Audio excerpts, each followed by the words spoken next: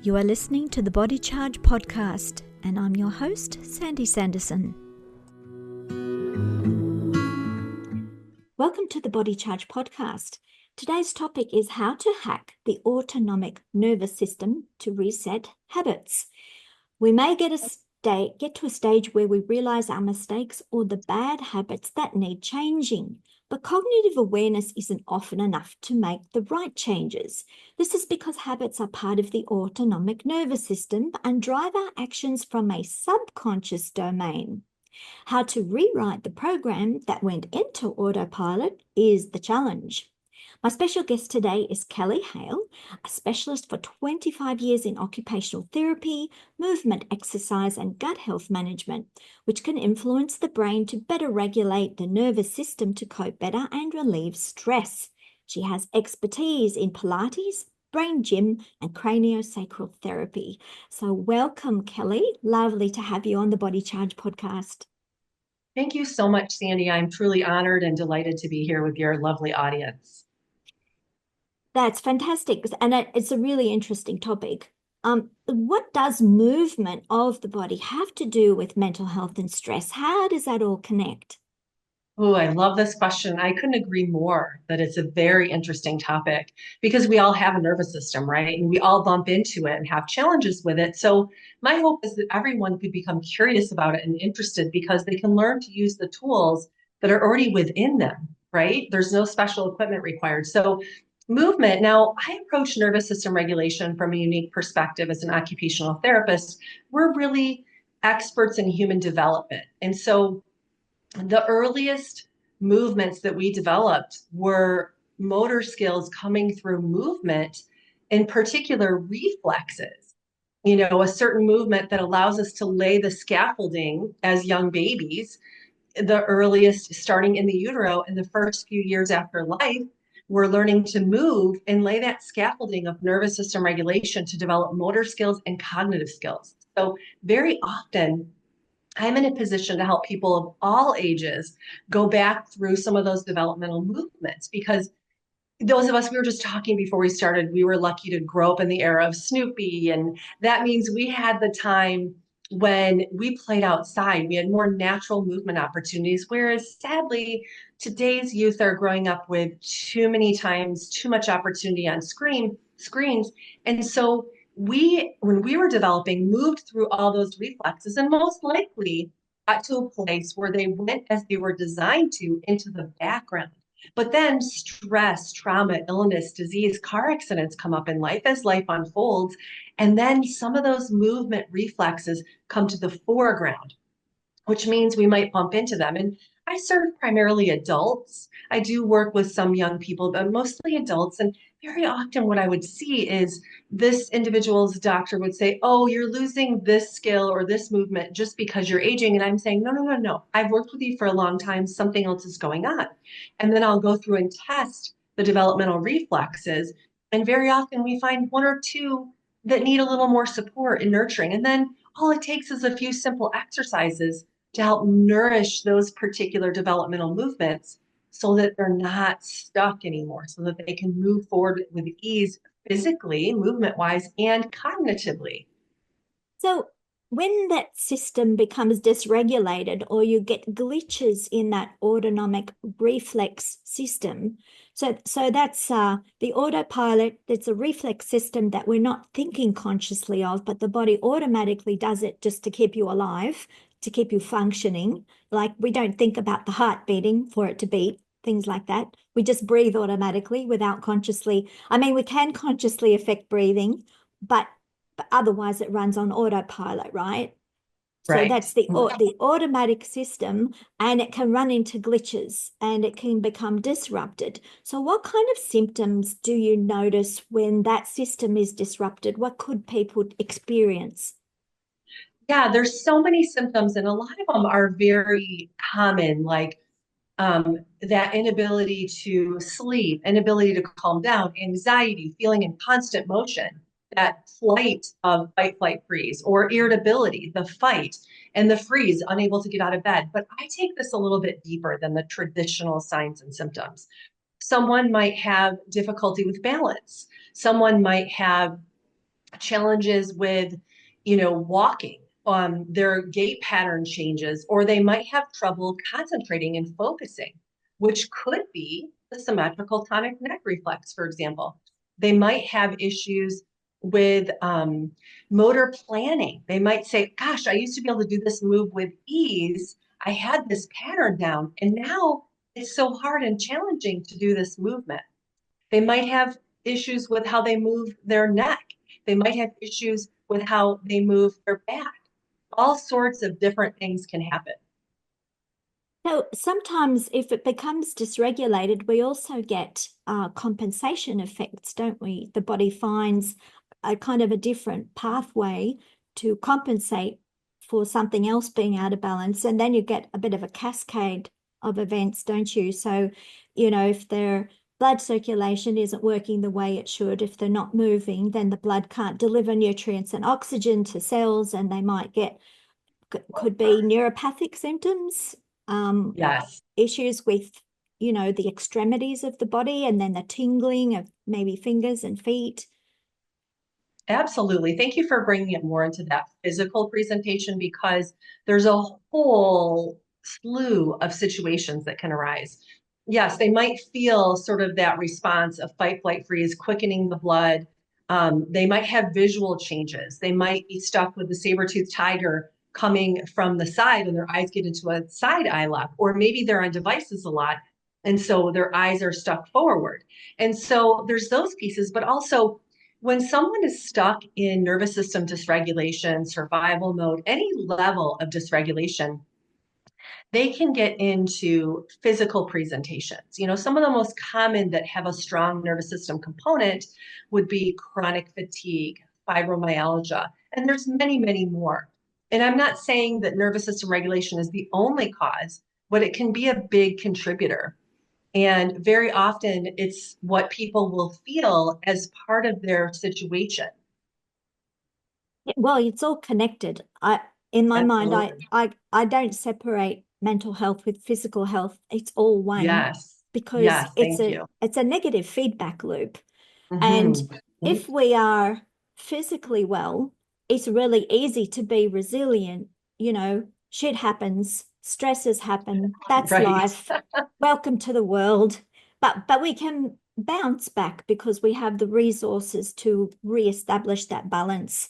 And the body remembers, because you have this memory component in that autonomic nervous system.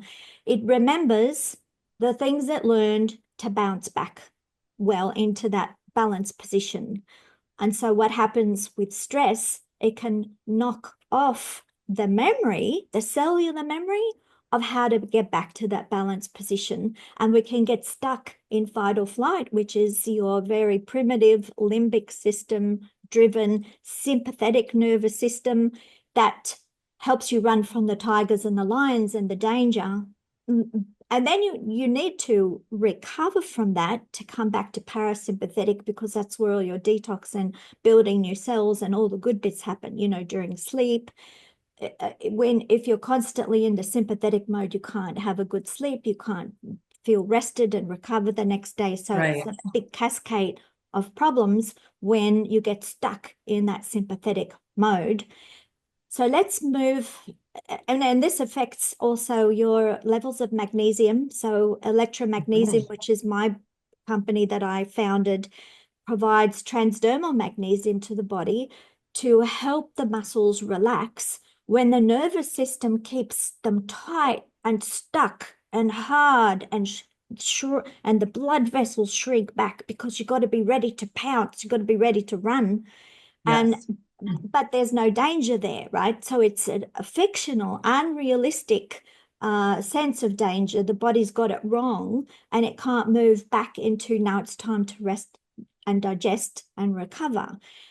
So how do you kick that system out of the stuck position using occupational therapy and your movement exercise protocol?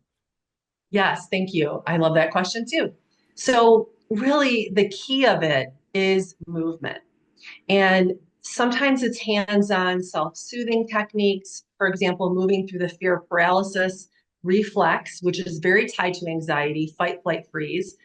And then also there's that component of fawn too. A lot of people when they're young learn to fawn, people please, which is another part of this whole situation with nervous system regulation. So movement, again, moving through some of those developmental reflexes. And I'm very passionate about exercises, techniques that truly take 3 minutes or less, because who has time? If we say you need to do a 30, 45, even 60-minute program, that's going to add to the stress level. But the more you start to do these 3 minute Then you have to movements, organize a babysitter and you've got to organize yeah, a lot of other right, things. right, exactly. It's unrealistic in today's world. So having, and to your point about organizing a babysitter, doing a 3 minute movements with your children or grandchildren present, even if they don't want to engage in it, they're going to feel the shift in your nervous system, and that's going to be powerful for them. Yes, And kids other, pick up all your energy, your moods, your ups and your absolutely, downs, like our animals absolutely, as well. You notice yes. animals are very sensitive to our emotions. Oh my goodness, absolutely, yes. And the other piece that's in my excitement talking a moment ago, that's a really big piece that I forgot to mention is a lot of times we have presentation in the gut. People can have that gut feeling, they feel anxiety in their gut, they feel distress in their gut, they either can't eat or they stress eat. And so there's that piece too. The nervous system is very tied to the gut. And when I talk about the nervous system, I don't only talk about the vagus nerve. It's important. It's very important, but it's not the be all end all. But that vagus nerve, that cranial nerve comes from high up, comes down and crosses over the cardiac sphincter of the stomach and then goes all the way down to the pubic bone. It's the longest cranial nerve. It's the wandering cranial nerve. And it's very tied to, in my manual therapy work, someone might have a stuck closed sphincter at their stomach, in specific the cardiac sphincter from the esophagus to the stomach. And that could be the last missing piece in their nervous system dysregulation. We've tried everything else, but then hands on, a little quick test, and we find that that's a piece of it too. That's right, because when you're in the sympathetic mode, the fight or flight, everything tightens. You don't feel like eating. You're not hungry Right. because that's a diversion of your energy resources. You need all your energy focused on ready to run. And so if you're in that mode all the time, even though you don't have danger looming, there's no dangerous thoughts or circumstances, you just don't know why you're feeling constantly triggered or wired up or tense. And this can be connected with the gut imbalance, gut dysbiosis. But Mhm. then that's also a repercussion. It's a negative feedback loop, isn't it? So when the Yes. body's not well and it's lower in pH and, nutritionally imbalanced, there's a lot of circumstances. For instance, low magnesium itself can make you feel very stressed with anxiety. Um, Sensitive, you can't cope with things, you just blow up Yes. at the smallest little thing, you burst into tears, you become very fragile on the inside when your magnesium levels are very low. Mhm. So it's important to recognize a holistic approach in this whole thing, but it's never just one thing, is it? You need to support with environmental conditions. So your food, you're drinking enough water. Dehydration can cause symptoms of distress and anxiety because your body's Absolutely. panicking that it's running out of Mhm. water. And the brain Uh-huh. sometimes doesn't recognize, oh, this could be because I'm thirsty, because your thirst mechanism isn't always reliable. So we Right. have to always have a checklist, I think, of if I'm not feeling well, if I'm feeling stressed, there's no reason to be stressed. What is it that's going on in my body that I need to look at? And so that's like you have to be good at self-diagnosis, don't you? Which means you Mhm. need certain knowledge of the basics. So Right. how do you run through the basics with people to try and work out where that problem is occurring, that cascade that then leads to a bunch of other side effects? Sure. So I have a really thorough assessment, and I always joke that I put on my detective hat because I'm going to take a unique approach. I'm going to look at their movement and see what sorts of postures are they in a core withdrawal. That's real indicative of a stress situation that's probably been in there long term. Then I'm also going to test some of the primary or the primal, but the most important reflexes, early developmental reflexes tied to survival mode. And that's going to be, I'm going to test for the Moro reflex. I'm going to test for the fear paralysis reflex. I'm going to look at the tonic labyrinthine reflex. And I use muscle testing with particular provocative tests, if you will. And the muscle test is an indicator muscle test to see if that particular reflex needs further support. And then once we do that, that's very helpful. But honestly, after doing this for so long, I can see when someone walks in the door if they are in a state of dysregulation. But I still like to test because I want that really objective information from their body and their mind. Excuse me. Speaking of water, pardon me. Yeah. What is good? Lots of it. Yeah. So I will very often be able to look at what I see presentation and then test them and also ask them, what's been going on? How's your tolerance level? Really digging into the whole resilience piece. And this is where I love hearing about people's progress. You know, I'll get a text or a message that says, oh my goodness, I was able to do this particular movement. For example, I serve a lot of women who are pre, peri, and postmenopausal. And very often that hormonal shift can cause anxiety to come out of nowhere. There was no particular cause, but it feels very biochemical for them. And so I get messages from women all the time. Oh, I did this one movement that you taught me that helps me to stay in the present moment. We call it the bow and arrow. It's the asymmetrical tonic neck reflex, for example. And it really did bring me back to the present moment. And when I looked at it further, I had some anticipatory anxiety that I didn't realize. So part of doing all of this work really helps to bring one's awareness further up, to bring their noticing skills more online, if you will, because so many people are walking around from here up. They're not sensing and feeling in their bodies, and they're only in their thinking mind, and we need them to come together for the best function and outcomes. Yeah, so you're really like a body electrician, helping to connect the wires again that may have become tangled or disconnected. So, Yes. and when that happens, the energy doesn't flow to the brain or wherever. That could be mental illness, but it means that it's just an electrical connection that's not working. So you may find a blockage in the neck or the muscle or a ligament somewhere in the nervous system where something's blocked and the energy, the signals in the nerves aren't getting through to where they need to get the job done. So I have read in the past a little bit about the momentum that the body achieves through movement, through walking and, moderate physical exercise. By moving your arms and legs, it creates a momentum that triggers a whole cascade of movements in other parts of the body. It's almost like it blows out the cobwebs. It helps to clear channels by just moving because of this kinetic energy that's released that otherwise was pent up and stuck. Do you see that when you get people involved in, Pilates or occupational therapy or certain exercises where they become stagnant, but then they move that part and then a whole cascade of other good things happen in the body? Oh my goodness, yes. And I love that you brought up walking because that when people ask me what's the easiest thing to do, I will say walking. That contralateral, oppositional arm and leg movement is huge. And it's not only momentum, that's part of it, but it's the automaticity. The nervous system needs to feel the comfort, the safety of automaticity because we learn how to do that movement early in life. Now, granted, sometimes there can be injuries and biomechanical things that we need to work on so the automaticity is smoother and there's greater ease. But walking is one of the best ways to support your nervous system. And then I'll tell people take your eyes far to near as you're walking so that you can bring that visual component and break the stress of being on a screen. But you also mentioned, yeah, right. But you also mentioned, Pilates and other movement forms. Now, I love Pilates. I've been using Pilates since the late 90s. It's a great modality when done in a way that honors development in the nervous system. Early on in my career, I'd see people coming in for a Pilates session and they were a little bit stressed out. And we'd work with them in these exercises that allegedly are supposed to be very calming. But then at the end, they would be sort of revved up.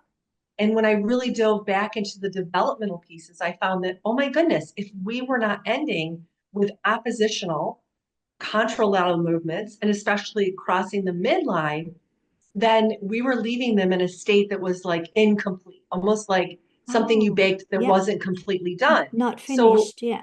And that yes, was irritating. yes, and it really revolutionized the way I look at Pilates and the way that I get to help educate other practitioners to think about the sequencing because Pilates is fantastic. There's so many movements It's that very fall in this. strategic, isn't it? But you really need good guidance by a professional that understands what movements can help rebalance what system. It's very, very strategic. It's not just any old exercise. It, Absolutely. You it's don't want to full of have, meaning. yeah, it can be. You don't want to have someone that just says, well, these are the order of the exercises as Joseph Pilates developed. And with all due respect to that amazing man, he developed these exercises, this program, when we didn't have computers, barely a lot of use of cars. So our systems weren't being assaulted like they are today. Yeah. So Pilates can be really wonderful when done strategically from the lens of nervous system regulation. So you always want to start and end with cross body movements. It's Yes. okay to do same sided movements in both arms and both legs, but you don't want to end with those because it will leave the nervous system unintegrated. So when I'm helping other Pilates practitioners look at this, it's just taking all the wonderful tools they have, but learning about the sequence so it honors development. Yes, it's working closely, more closely with how the body needs to work. It's like understanding its natural electrical system. Um, Mhm. yeah, it's like unfinished business, isn't it? And so there's a movement called Pilates reformers, which are sort of updating and modernizing that system. And it's very much very capable of handling differences in body shape, or if you're pregnant, there are things to do and not to do that are safe or not safe. Absolutely. You have to understand Absolutely. if someone's had an injury, all Hmm. those kind of pre-existing conditions have to be taken into consideration when you launch into any kind of exercise. And as an occupational therapist, you would be very well versed in how to do exercise safely if you have one of these conditions which makes your body somehow physically a little bit more disabled compared to someone with everything intact. Hmm. Absolutely. And so my passion really is the prehab and rehab based Pilates. It's very biomechanically sound. And definitely, we thankfully in the last, 20 years that I've been more than 20 years, I guess, in the Pilates sphere, things are being updated and things are being reformed. And really looking at how can we make this, I like to say, meet this person where they're at because maybe they've had an injury and they also have some anxiety about provoking that injury. Yes, a And memory, a so, cellular yeah, memory. absolutely. So that's where we take a little commercial break and we do a little nervous system regulation before we go through the movement that they need for function. And the results, oh my goodness, it's so profound. I can't believe I get to do this work every day. I am so honored to see the shifts that happen. And I think back how much through my long career, and that I plan on having a much longer career yet, how I've seen people shift and change. And now, knowing how all these tools come together, we can make shifts happen so much more quickly Yep. with a lot less. It's great to have the Pilates Cadillac and Reformer and Barrel and Share, but someone at home could do exercises. We do this in my membership that are on the mat that might use a prop like a small ball with nervous system regulation that allows them to really feel that they're aligning their body, their brain, and their heart space so they feel great and they Yes. feel empowered. It's a sense of relief and the where you come down Yes, off that tension and you really I think move back into yourself, your true self, the way you feel comfortable and good and whole and balanced. And that's the state you need to be in to get a good night's sleep as well. right, right, So absolutely. so it's I mean the role of exercise is so important. I don't think we've really fully recognized it in the context of health. It's not just becoming fitter and strengthening your muscles and your cardiac system, and that's really important. But that's the autonomic nervous system, how nerves talk to each other. It's also really important for that purpose. And then when things get stuck or blocked, the brain's not getting the signals it needs to from the nervous system. And as you said, the autonomic nervous system can be tested and checked. It reminds me of in the old days that the old doctor with the little hammer on the knee and the knee shoots up, the certain ligaments and spots that you can push and press that has a normal knee-jerk reaction, right? Right, But right, sometimes that's not working. So that gives you a right. clue. Yes. And there's clues all over. And as practitioners, it's our responsibility to tune into those clues. And then I really believe in helping people start to uncover the clues themselves.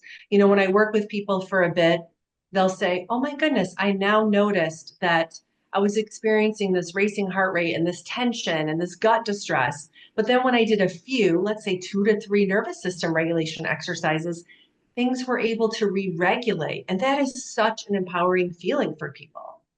It is. It's learning really vital tools to live well and healthy and avoid premature aging. And disease. Disease doesn't need to have to happen. I mean, we can get to a ripe old age doing things properly and just one day fall asleep and not wake up, but not have disease along the way. Right, right, Ideally. Ideally is, I think, rediscovering the nature of who we are and how to work better with it right. and avoid the potholes of the drugs and the all the other downward slide of chemicals. It's you Exactly. just can't use a panacea, take an aspirin or a painkiller. You have to ask what's causing my body to do this so that you can find the problem and fix it. You can't just Mhm. keep covering things up. Right. It goes back to the curiosity that I'm always inviting people to explore. Let's be curious about this and continue the curiosity, whether it's taking notes about when their challenges show up and looking for patterns, or really sensing and feeling it in their body. Just staying curious and then getting support around what you're noticing is key. Yes, and making sure your gut health is on track and you're getting all your nutrients, you can digest food properly. There's a whole bunch of things that work together. And so it's wonderful to get a coach like you if people are not sure and they need a little bit more education and training. Where would they go to find out about you and what you've done, what you've written, and how to Sure. connect? Sure, thank you. So I think one of the best ways to connect is in my Facebook group, Nervous System Regulation with Kelly Hale, because every week I pop in there live and teach a super simple technique, whether it's an organ release or gut ease, or a nervous system regulation to dial down anxiety, or a trunk core exercise and to help the nervous system feel safe and organized with an isometric, for example. So that's a great place to go. I also have a gift, 3 short videos, Inner Peace, Relief for Nervous System Stress and Anxiety, or Nervous System Relief for Stress and Anxiety. And you can get that at inspiredwell.com/inner peace. And that's going to be a really nice start with some hands-on tools to get you going into this realm of taking care of yourself with nervous system regulation. Yes, and remember also your magnesium and transdermal bypasses the difficulties of the digestive system whilst Yes. you're recovering that system. It's really, Mhm. really good to increase the magnesium reserves in the body because that totally supports the central nervous system and the autonomic system, and helps you to move into a nice relaxed state for good sleeping, has all sorts of other very beneficial effects, and is very safe and effective Absolutely. I naturally without love, chemicals. yes, exactly. I love topical magnesium. We have, explored that for years, and I truly love what that does for our whole system, our whole being. Absolutely. Yeah. So thank you so much. We'll come to a close now, and hopefully people will connect with you and learn a lot more. There's always more to learn. We never finish, but enjoy Right. the journey. Yes. Thank you so much. It was a pleasure being here. Thank you. Bye-bye. Bye. I hope you liked this conversation and will share it with others. Let me know what you thought about it in the comments below. If you want to listen to other Body Charge conversations, click like, subscribe, the bell icon, and click all notifications. Subscribe to our newsletter to get updates on blogs, podcasts, videos, and Magnesium special offers at electromagnesium.com.au. Relax, recharge, and recover.